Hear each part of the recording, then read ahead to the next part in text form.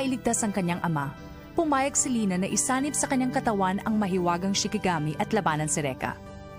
Nalaman ni Reka ang ginawang pagbihag ni Genjuro sa ama ni Lina kaya binasag ni Reka ang mahiwagang Nugen upang mailigtas ang ama ni Lina sa kapahamakan at tuluyan na makawala ang daligita sa kapangyarihan ni Genjuro. Ngayon ang huling laban sa ikalawang bahagi ng paligsahan ay magsisimula na. Maghaharap ngayon si Reka at si Genjuro. Ang nag-aalab na paghuhukom ng isang flame dragon. Isang laban na lang po. Oo, ang mananalo sa labang ito ang siyang uusad papunta sa ikatlong bahagi ng laban. Sige na, umakyat ka na rito. Tanda! Mukhang mas matapang ka pa ngayon kaysa noong huli tayo magkita. At ngayon, para sa huling laban na ikalawang bahagi. Isang bagay lang bago kami maglaban. Kapag ako ang nanalo sa labang ito, tatanggalin mong mahiwagat sandata na nasa loob ni Lina.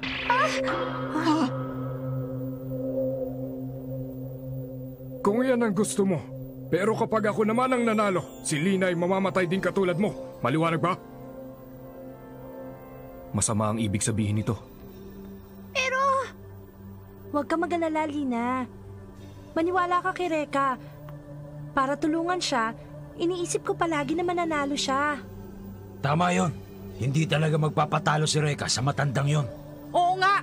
At isa pa, nasira na ng flame dragon ni Reka ang kanyang mahiwagang sandata. Pwede na nating masabing panalo na tayo. Yan ba ang palagay nyo? Si Genjuro isa sa mga orihinal na kasapi ng Uruha Jushinshu. Jushinshu? Sa pamamahala ni Kurei, mayroon siyang 10 pinuno na pinakakapitagan at umani ng kanyang paghanga. Silang mga miyembro ng Jushinshu at pinatunayan na nilang kanilang kapangyarihan kay Kurei. Mula sa pananaw ng isang ordinaryong sundalo, silang mga general ng pakikidigma. Sina Gideon at Shiju ay sarhento lamang kung ikukumpara sa kanila. Kami ni Lola ay masyado pang bata kaya nilagay kami bilang reserba ng Uruha. Kung ganon, sinasabi mo na mas malakas pa siya kaysa sa mga nauna nating nakalaban. Paano na tayo? Palagi na lang ba tayo dadaan sa butas ng karayom sa tuwing lumalaban tayo? Pwede ba, Max? Tigilan mo na nga yung kadadrama mo. Kahit na ano pa sila, mas mahina pa rin sila kay Kurei. At si Kurei lang ang dapat nating bantayan. Kahit pa paano may sinasabi rin palang matinuyan si Reka.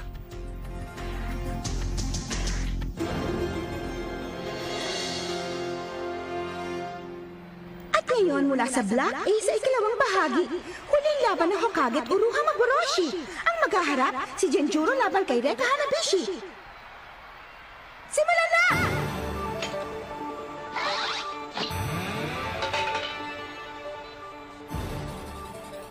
Bilang pamalit sa iyong mahiwagang sandata na Nugen, ay ang iyong espada? Hindi mo ako matatalo niyan!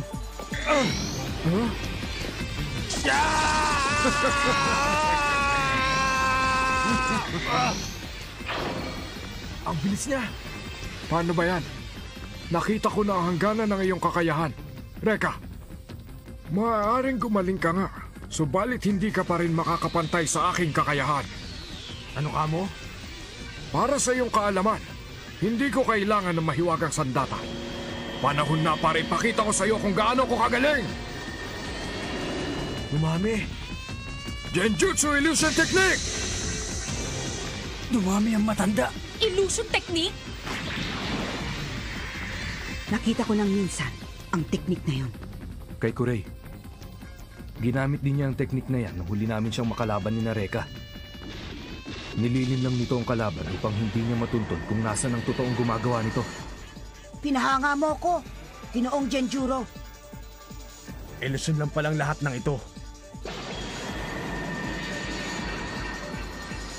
Dahil sa ginagawa mong yan, naalala ko tuloy yung ginawa sa amin ni Kurei. Nadaren! Danen!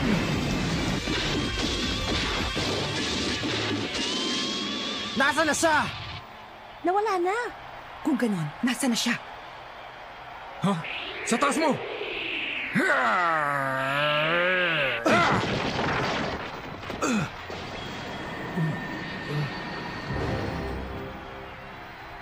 Hindi may pagkakaila na isa kang ang alalay ni Kurei.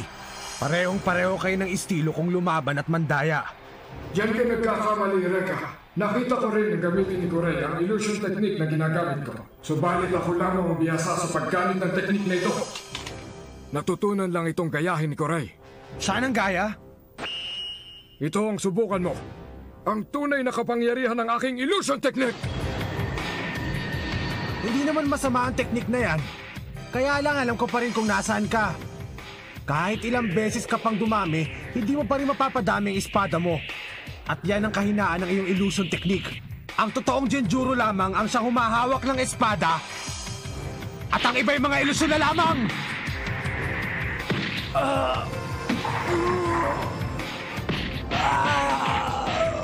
Hindi na yata ilusyon. Ang ataking tinatanggap niya.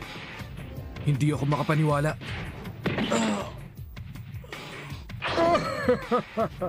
Kahit itaya ko pa ang aking buhay, sigurado ako na hindi makakayanang gawin ni Kurey ang ginagawa ko ngayong illusion technique. Alam mo ba kung bakit iminungkahi kong patuloy na lumaban ang mananalo? Dahil makakasiguro ako lamang ang makakatalo sa inyong lahat. Si Shiju, Gideon at Lina. Magandang ipinakita nila sa kanilang laban. Subalit silang lahat ay karugtong lamang ng aking katauhan. Malaki pa nga ang iyong naitulong, Reka, at ng iyong papa. Dahil nabatid ko kaagad kung saan ako nagkamali sa aking mga alagad. Sa ngayon, ako na lamang ang kumakatawan sa buong pangkat ng Uruha Maburoshi. Ang dapat ko palang sabihin ay kaming 10. Hiya! Sandali lang! Hanggang ngayon pa rin ba minamalito pa rin ako? Saiha! Engine!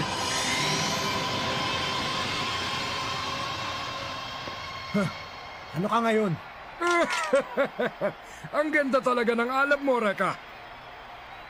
Paano ka nakaiwas?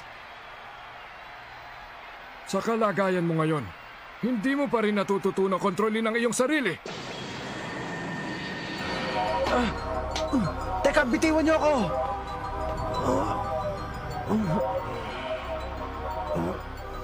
Asar! Masama ito. Hindi na siya makagalaw. Paano kung maisipan ni Genjuro na tapusin na siya? Delikado. Ano kaya ang gagawin niya? Ewan ko.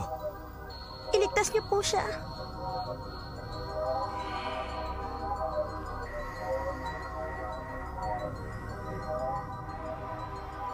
Ngayong bihag na siya ni Genjuro, hindi na makakalaban si Reka. Sige na, tapusin mo na siya, Genjuro. Gawin ang nararapat sa mga pangahas na lumalaban sa atin.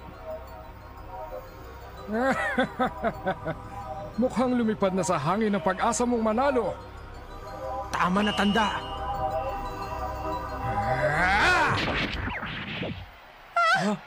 Reka! Ang anak ko! Buhay!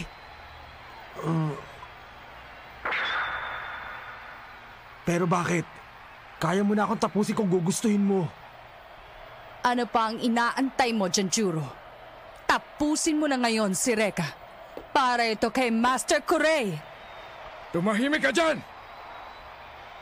Kurey, sawang-sawa na ako. Hindi ako sumali sa paligsang ito para sa kanya karangalan. Genjuro, naintindihan mo ba kung ano ibig sabihin ng sinabi mo? Kailan ka pa nagkaroon ng lakas na loob na pagtaksilan si Master Kurey? Tumitiwalag na ako sa kanya! Ano? Isang bagay lang ang gusto kong linawin. Kailanman ay hindi ako lumaban para kay Kurey. Sumali ako sa paligsang ito para tapusin si Kurey! Sumali ka dito para lamang iligpit si Kurey? Tama. Maraming beses na kaming nagharap ni Kurey. Noong una'y natalo niya ako. Pagkalipas ng ilang taon ay muli kaming nagharap. Subalit sa ikalawang pagkakataon ay natalo pa rin niya ako. Ang kapangyarihan niya ay parang nanggaling sa Diablo. Hindi. Si Kurey mismo ang Diablo. Napatay niya ang lahat ng aking mga nilikhang alagad. Nasayang lamang sa kanya ang aking illusion technique. Ginoong Genjuro, inaanyayahan kita maging bahagi ng aking koponan. Nais kong matutunan ang iyong kapangyarihan. Tapat ang ginawa niyang pag-anyaya sa akin. Subalit nakita ko sa kanyang mga mata na may masamang mangyayari sa akin kapag hindi ko siya pinuunlakan. Naging kasapi ako ng Uruha Jushinshu at sunod-sunuran sa kanyang mga utos. Pero kailanman, Hindi ko nakalimutan ang araw ni dinurog ni Kurey ang aking pagkatao. Nais ko pa rin makapaghiganti at may bangon ang aking karangalan. Nais ko pa rin matalo si Kurey. At kapag nangyari yon, magiging akin ang buong pangkat ng Uruha! Kaya pala, malinaw ng lahat. Tumahimik ka na, Janjuro. Baka nakakalimutan mo na ang katayuan mo. Inaamin ko na sa kalagayan ko ngayon ay hindi ko pa rin matatalo si Kurey. Pero isipin mo na lang ang mangyayari kung makukuha ko ang 8 Flame Dragons ni Rekka. Isipin mo! Naomi. Ano? Nanakawin niya ang Flame Dragons ni Rekka? Paano niya gagawin yon? Sisimulan ko na ngayon ang aking psychic surgery. Isang proseso na magtatanggal sa 8 dragon. Seryoso ka ba, ha? Nanakawin niyang 8 dragon ni Rekka. Posible bang magawa ni Genjuro yun? Marami na rin akong tinanggal na sakit sa 8 hugis sa tanyo. Tsak na hindi rin iba ang prosesong yon sa pagkuha ng 8 dragon. Kaya magiging madali lang yon. Asar, seryoso ka bang talaga? Ako ang nagmamayari sa kanila. Bitiwan mo ako! Bitiwan niyo ako! Ang iyong 8 dragon ay magiging akin ngayon!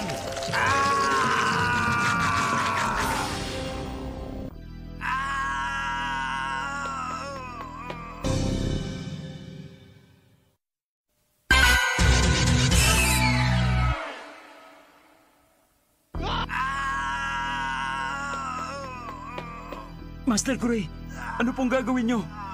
Kapag nagtagumpay si Genjuro sa pagtatanggal ng 8 dragon kay Rekka, paano na? Lalong magiging masaya. Binala kong mapaghiwalay ang buong Jushinshu upang masubukan ang kanilang katapatan sa akin. Noon pa man ay inaasahan ko na si Genjuro ay magiging taksil. Talagang nakakapangilabot. Anak ko! Aira, Tama ka. Tulungan natin si Rekka. Wag! Hanggang ngayon naglalaban pa rin sila. Nakalimutan niyo ba? Madidisqualify si Rekka kapag tinulungan niyo siya.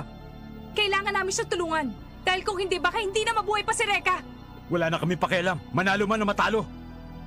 Pag natalo tayo, makukuha ni Ginoong Mori si Ana.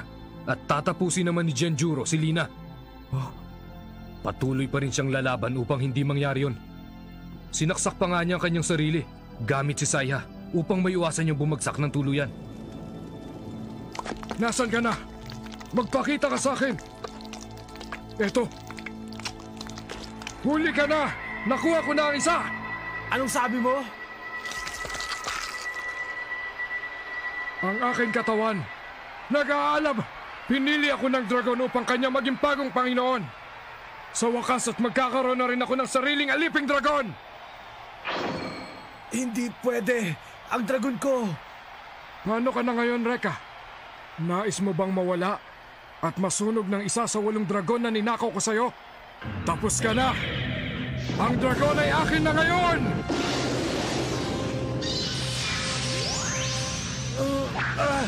Humura!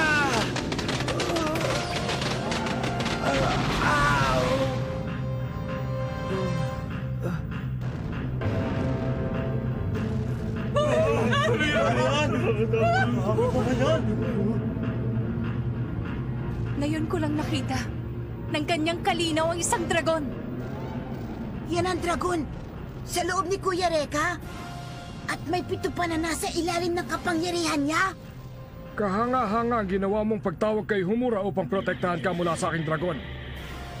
Genjuro, nagsisimula pa lang ang laban. Hambog ka pa rin, bata. Ni hindi mo nga magawang ituwid ang iyong tayo. Totoong sinasabi ng matanda. Kailangan umisip ako ng paraan bago ako atakihin uli ng dragon. Ikaw naman ngayon, Saya. Sandali. Mas mabuti kung wala tayong gagawin. Ha? Ang dragon na ninakaw niya sa'yo ay nagngangalang Setsuna. Isa siyang malupit at mapaghiganting dragon. Dahil sa ginawa ni Genjuro, ginalit niya ng gusto si Setsuna.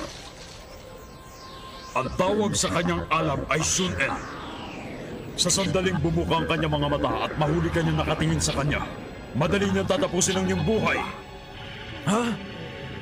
Pumikit kayo! Dalian niyo kung ayaw niyong mamatay! Ba't tayo pipikit? Sumunod ka na lang! Ang dragon na yan ay si Setsuna! Susunugin niya ang sino mang mahuli niya nakatingin sa kanyang mga mata!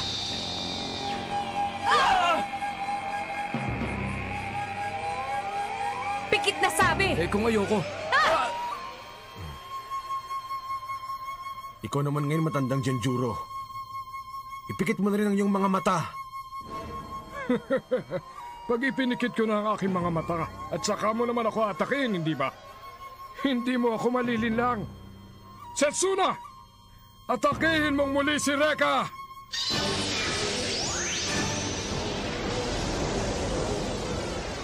Anong problema? Hindi mo ba ako naririnig? Ang sabi ko ay atakihin mo ngayon si Reka! Sino kang hampas lupang nag-uutos sa akin? Ha? Ako na ngayon ang iyong bagong Panginoon! Tampalasan! Bakit, Setsuna? Ako ang iyong Panginoon. Magagawa mo bang atakihin ang tao nagpalaya sa'yo?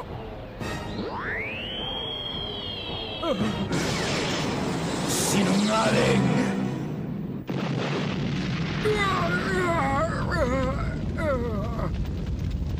Nasirang lahat ang aking mga balak.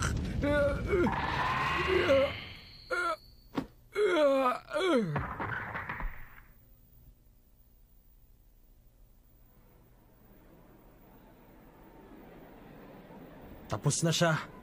Pwede mo nang sabihin ng nanalo. Dahil hindi na makakalaban pa si Genjuro, ang nanalo ay si Reka Hanabishi mula sa pangkat ng Hokage. Ang laban sa pagitan ng Hokage at Uruha Maboroshi ay tapos na.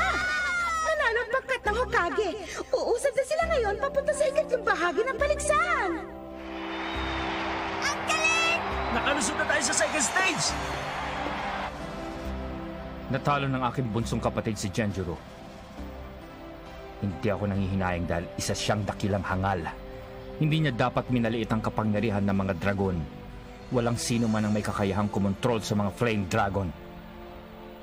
Ang pinili ng dragon ay walang iba kundi si Reka. Ha? Teka, si Setsuna ba to? Nagustuhan niya ang pagkatao mo.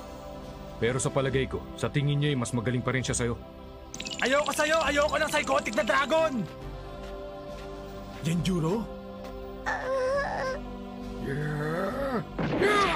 Lina!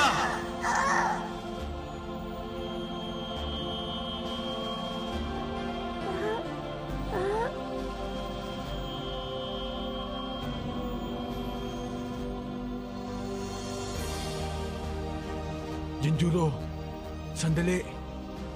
Si Lina ay bumalik na sa pagiging normal. May reklamo ka pa ba? Dahil sa mahiwagang sandatang ito.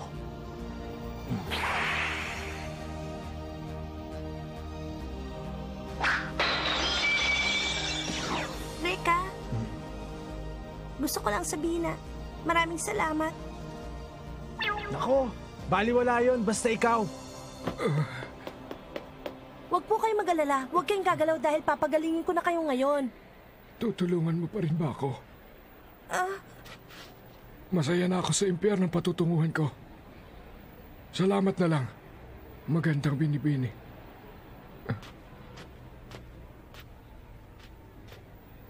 Ayoko nang marinig ang tinig mo. Isang malaking pagkakamaling ginawa mo. Sabihin mo sa iyong Master Kurei na magkikita pa rin kami sa impyerno.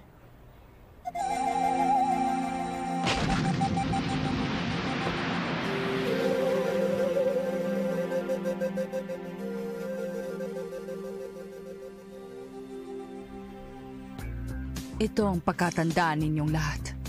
Sa susunod nating pagkikita, magiging tulad niya ang inyong kapalaran. Hanggang sa muli. Nanalo ang pangkat ng Hokage laban sa pangkat ng Uruha Maboroshi. Nalampasan nila ang ikalawang bahagi ng laban. Subalit isa na namang mas malakas sa kalaban ang naghihintay sa kanila. Makakaharap nila ang pangkat ng Uruha Oto, ang pangkat ni Naomi.